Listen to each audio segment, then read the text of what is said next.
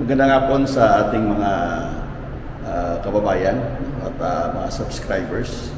Nandito ako ngayon sa basement 3. At itong basement 3 ay isang parking area na dito nakapark ang aking sasakyan. Kasi ang daming nagtatag sa akin, mga kaibigan ko, no?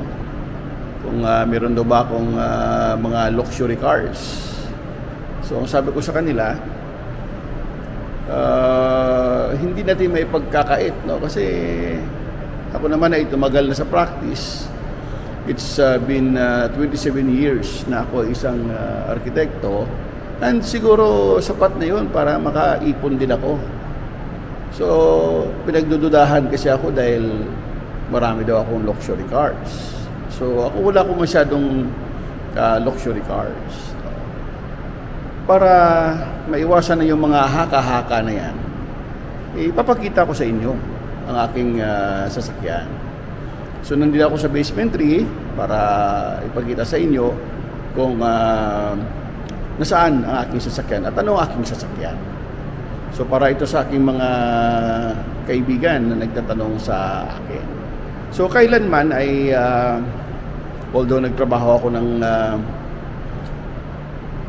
medyo hindi katagalan sa gobyerno, pero hindi yun sapat para mabili ko itong aking sasakyan. So ako naman ay parang 2 taon lang naman sa gobyerno, at pagkatapos doon ay nag-private practice na ako. So sa private practice ko talaga nakuha itong aking sasakyan. So puntahan natin, no, ang aking sasakyan para makita ninyo. So dito sa basement 3, gaya nga na pinakita ko doon sa isang picture ko sa inyo. So yung aking pang-araw-araw na service ay ito lamang. So luxury car din siya. Isa siyang Camry, no? At yan ang aking ginagamit sa pang-araw-araw. Hindi naman ako magarbo na klase ng arkitekto, no? O tao. So isa lang tayong businessman, and hindi natin kailangan ng magarang sasakyan. Pero kung tatanungin ninyo, itong aking pang-araw-araw ay luxury na rin. Pero siyempre, para na rin sa katahimikan ng lahat, sasabihin ko rin sa inyo na meron din akong Rolls Royce. Nagkawalaan yung Rolls Royce, wala sa akin, pero may sarili akong Rolls Royce, no?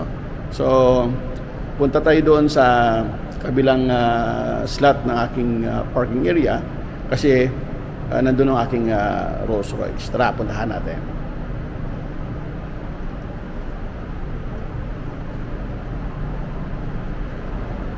Yan. So nilakad tayo, and actually ang aking Rolls Royce ay binuksan ko na yung ilaw, binuksan ko na yung pintuan, no?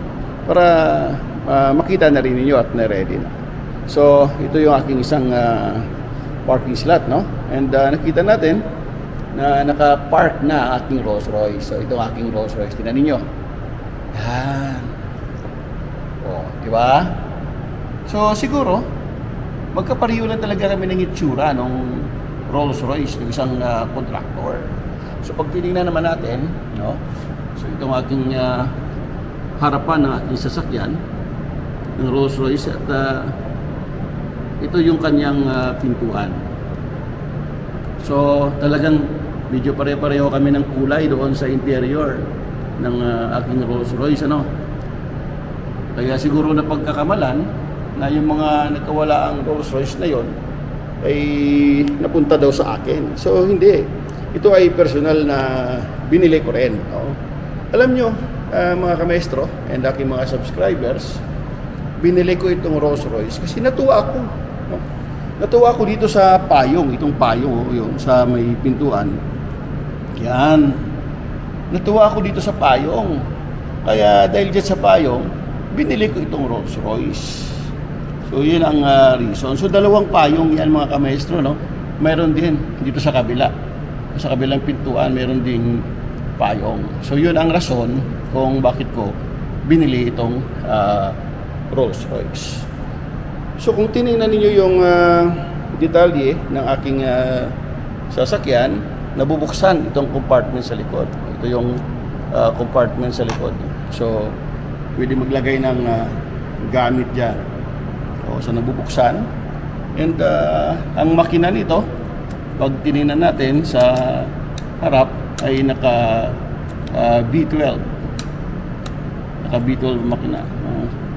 Ang hirap lang buksan kasi mabigat ang hood. So pero pilitin natin mabuksan para makita ninyo. Yan.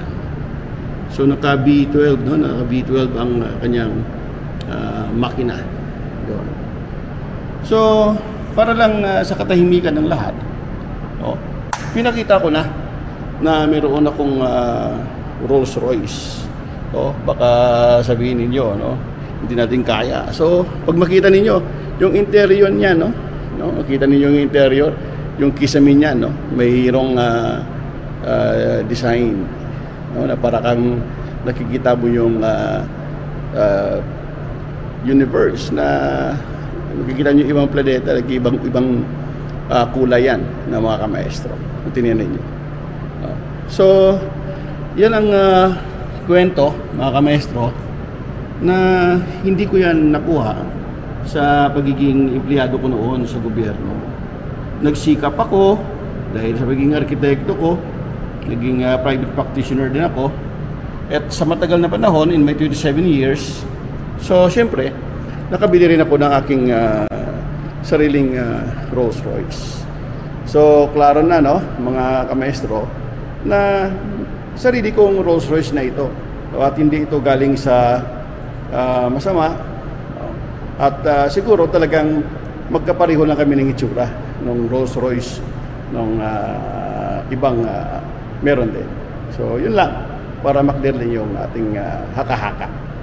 Magandang hapon sa lahat.